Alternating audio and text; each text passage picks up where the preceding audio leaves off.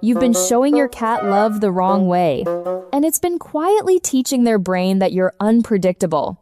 Right now, you're training a feeling every single day, most of it without realizing it. Miss this and the distance you feel later.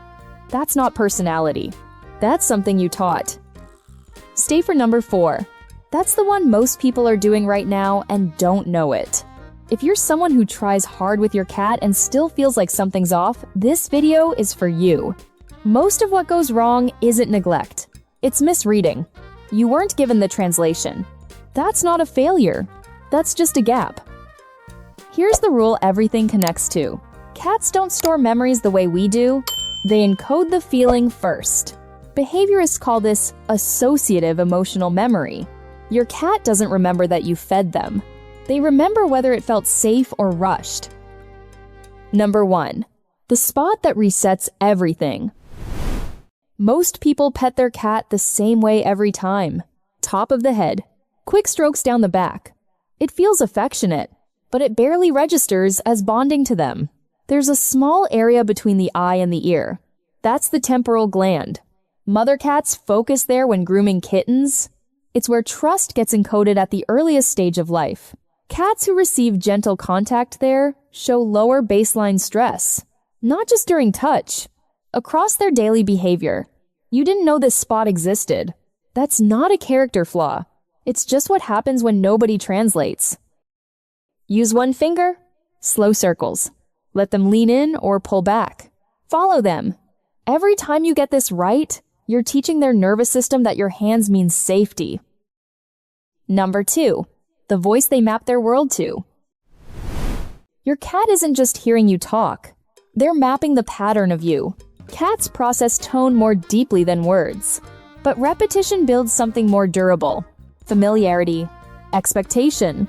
Researchers studying feline auditory bonding found that cats spoken to regularly initiate more contact and stay closer. Cats in quiet households show the opposite. Less engagement. A gradual withdrawal that looks like independence, but isn't. The myth says, cats are self-sufficient. The biology says they're just quieter about needing you.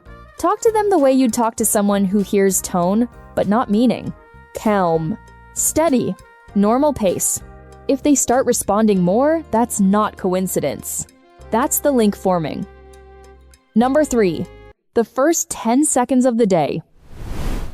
Your cat checks on you every morning. Soft steps. Still body. Watching. This is a survival level behavior. In colony life, the morning check confirmed the group was intact. That wiring doesn't disappear in a domestic cat. It's still running. What happens in those first seconds teaches their brain what to expect from you. A small response, eye contact, a soft word, signals safety. Ignore it long enough, and they stop coming. Not because the bond broke, because their brain quietly removed the expectation.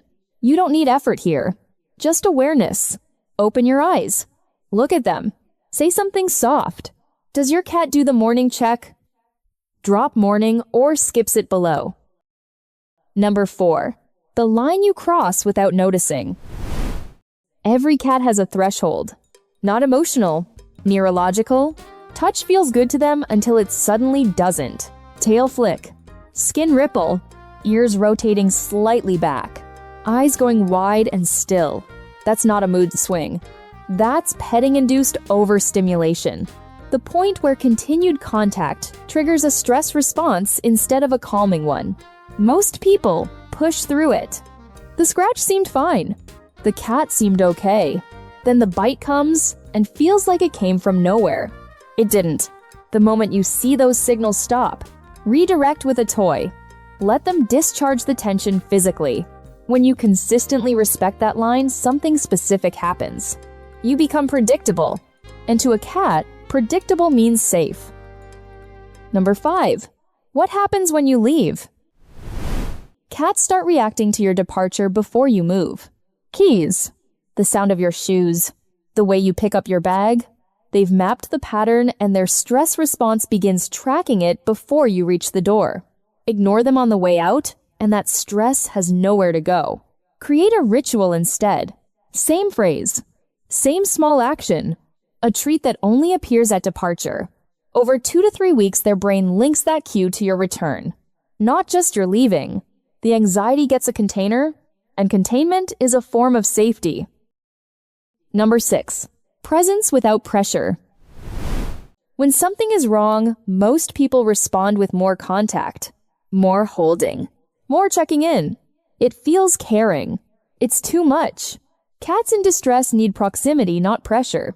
Being in the same room, calm and quiet, doing something ordinary, regulates their nervous system without demanding anything from them.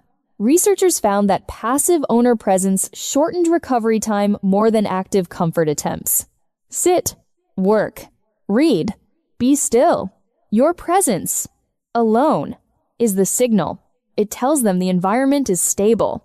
And that association becomes part of how they understand you. Number 7. The memory that stays. There's a moment most people aren't ready for. When behavior shifts, less movement, more stillness, different energy, and your cat is watching you more than usual. They're reading your state. If you panic, they hold on. If you resist, they stay tense. But when you acknowledge it calmly, sit with them, talk softly, let the moment be what it is, something measurable happens.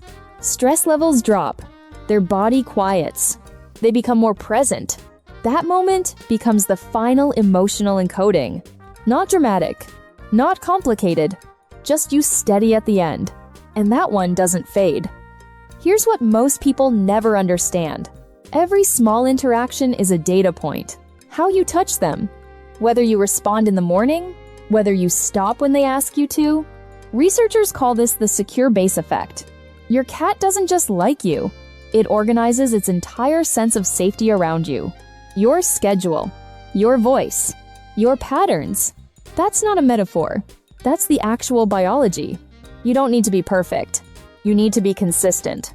Because to your cat, you're not just where they live. You are the environment.